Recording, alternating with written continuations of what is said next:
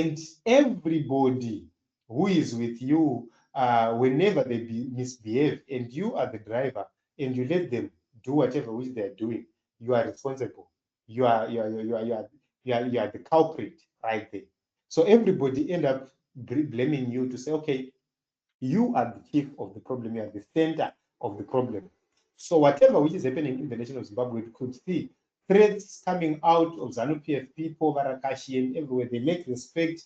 Vanachinomona coming out, lashing out at Vana Comrade Geza and making all sorts of insults against these comrades, which is a clear sign of indiscipline. We have seen now Christopher Mtangwa coming out insulting General Chiwenga. Zvekuti even vanhu vasingawirirana General Chiwenga, they are feeling kuti the way Mtangwa insulted him is wrong.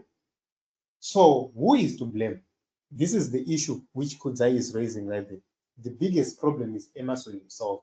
He created Comrade Geza either deliberately or not deliberately, but he is the chief problem right there. So I hope and believe that the truth will continue to be told, and change will come to the nation of Zimbabwe, because the people are tired.